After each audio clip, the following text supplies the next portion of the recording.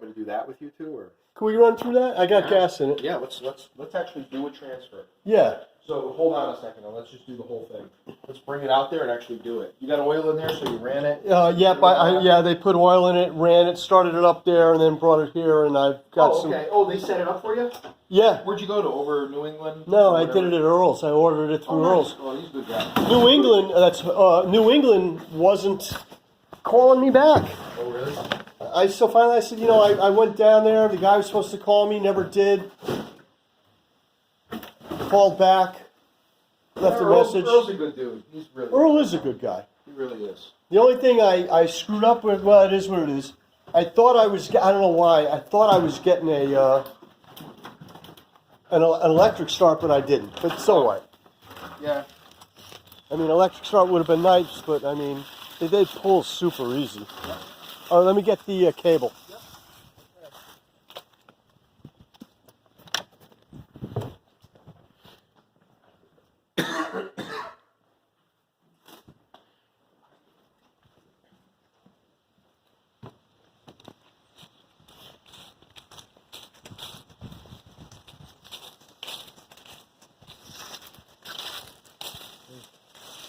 So I'm going to go over a few things you might know already, but I'm just going to do it. Yeah, assume I don't know anything. So here we go.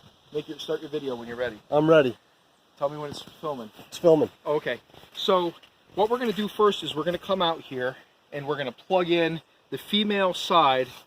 There's a little tang on the ground. Yep. So you have to make sure you match that up. So this is going to go towards the house like this. And it's called a twist lock because you put it in and you twist it and it locks so that it doesn't pull out. So you always got to make sure you twist it a little bit when it's in there. Then we're going to come over here and we're going to plug it into the large plug. It's the same thing. Your ground has a small little 90-degree tang on there. We lift this up and that goes in and you turn it. So before we start the generator up, when it's on a level surface, you want to make sure you have enough oil in it. And the way you know you have enough oil and it's on a level surface, you open it up. It looks like there might not quite be enough in there, but this is your, where is it here? This is your wire for your low oil shutdown. So just so you know that. But you're down on the lower portion of it. Could it be because it's tilted a little bit? It's tilted, yeah. So I just want to make sure that that's set. But this is your wire here that goes in. And what will happen is if that's not submerged in oil, that'll open up and then it'll ground out your magnetos and your generator will shut down. So you want to make sure every time you start that up, and probably every 8 running hours, you want to make sure you have enough oil in there. Okay. And then when you go to drain it, that's your drain plug. You can put something underneath it, and I think this will take about 1 quart of oil. I'm not sure exactly what the capacity is. You have to check with the manufacturer. Okay. It's usually 10W30 full synthetic is what you're looking for on these. So make sure that's tight. Make sure you don't have any oil leaks. Oh, they like full synthetic on these things? Yeah, I always use that, full synthetic. So this is your on switch. So you switch it to on. Before you do anything, make sure you have enough fuel because you always want to make sure you fuel up a generator cold. If you fuel it hot, your exhaust is here. So your muffler, if you're ever filling it, you want to fill it so you're in front of the muffler, pointing it this way, and you want to put what I do is I put a towel all the way around. You don't want any gas. You don't want spilling. any gas to come this way and go hit the muffler because that's the hot part that can ignite. Sure. I always say let it shut off a half hour. 30 minutes after you shut it off, you're safe. I put a towel around it anyway as a barricade, and then I open it up and I never overfill it. I bring it up close to the top, put it back in, wipe up all your spills, and then you're good. Gotcha. Make sure your fuel is on, and your fuel is over here. So vertical is on, horizontal is off. We make sure our fuel is on. Again, you're looking for leaks. There's your fuel filter there. And you've got your choke, so you have to choke it, which is this way. And then we can go ahead and pull it, and we're going to start it. Just so there's no noise, what we're going to do is we're going to start it. We're going to let it run about a minute or so. We're going to list, and then we're going to bring our choke back so that it's running, if the choke is off and it's running nice and smooth before we even go inside to do the transfer. That'll make it so that we have less problems with it starting up. So here we go. We're going to start it up, and then we're going to adjust our choke so it's running smoothly.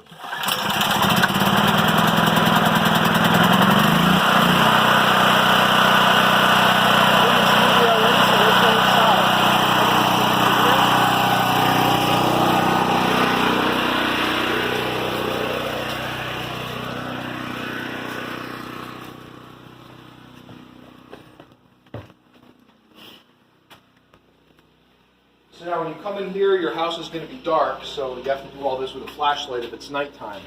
So we're going to go by what this mechanical interlock kit is telling us. Plug the power cord, which is what we did first. We start the generator and warm it up, which is what's happening. Then number 3 is turn off all high load breakers. High load breakers are your range, your dryer, certainly your well pump. You could start off, if you really want to, by turning everything off, every breaker off, if you really want to do it the safe way. All breakers are off, then you do the transfer. So they're telling you electric stove, cooktop, oven, dryer, and air conditioner. So turn main breaker off, which we're doing here, so make sure you video that close.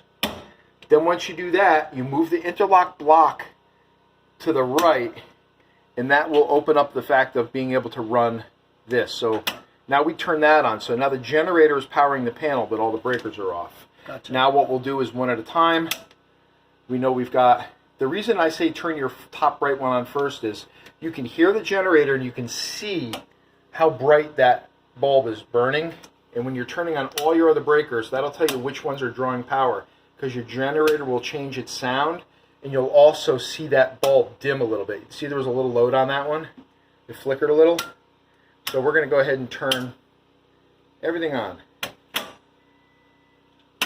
Turn your pump on, your kitchen, all your breakers go on, if that's what you want to do. So now the whole house is operating under generator. That's it. So run things as you can, keep a couple lights on so that you can monitor. What I do is keep a light bulb on so you can monitor what the generator sound is by audible sound, and also by visual. You can see what the bulbs are doing. If the bulbs are burning extra bright like they are now, you're running a little more than 240 volts. So that means you might have 123, 124 volts on each leg. These generally run at about 120, 121, so they're burning a little brighter than when we're on utility, which is fine.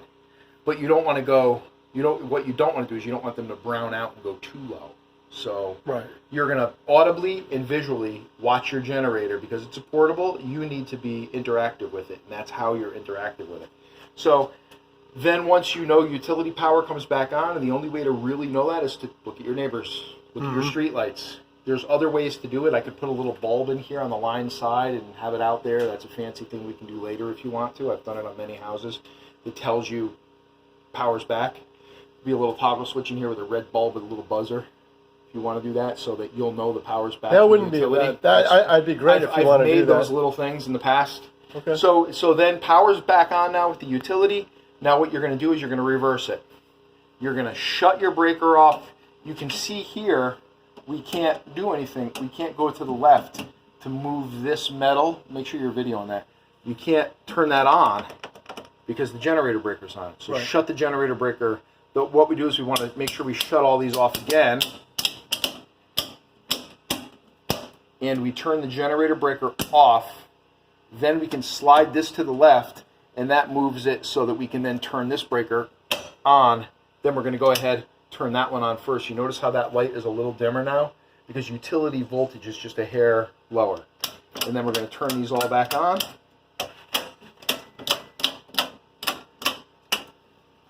And this one, of course, that's the generator interlock. That stays off. There's no way to turn that on.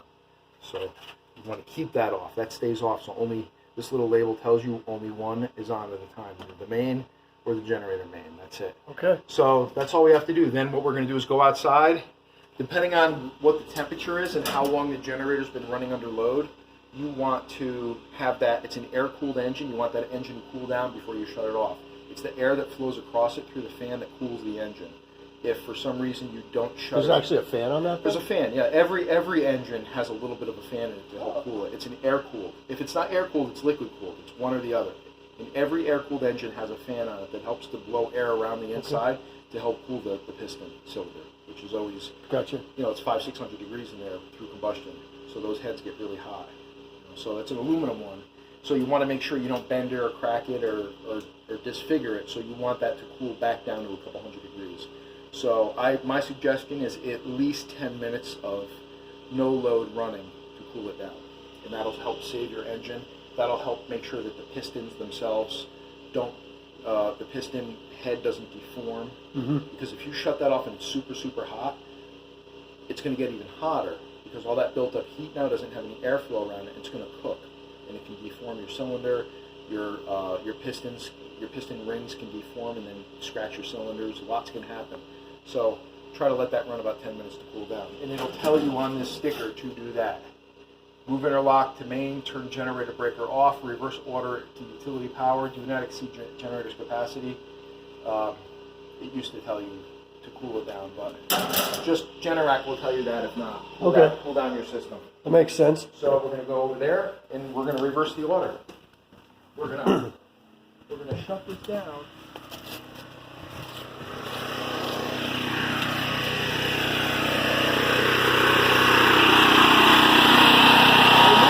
That I shut down every generator. I don't do it the way you're about to see. This is how I do it. Gas. Let it run out of fuel. That's how you shut a generator down, with no load on it. Sucks the fuel out of the bowl, and you got a cleaner job. The chance of it wrecking your carburetor are a lot less. That's how I do it. Let it run out. Okay. And that should only take a couple minutes, I think. And then we can go ahead, turn this to the left, pull it out, make sure that's closed.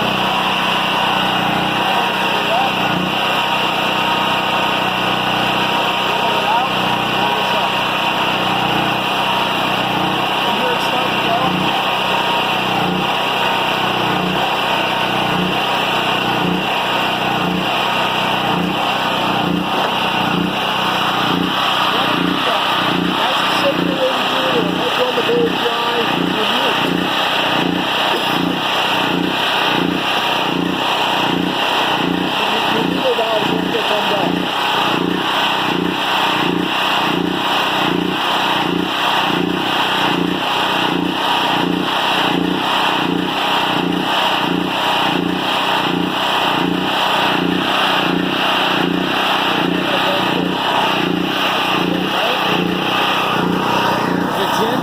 Oh, you know what?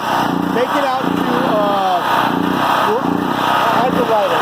Because we have an LLC.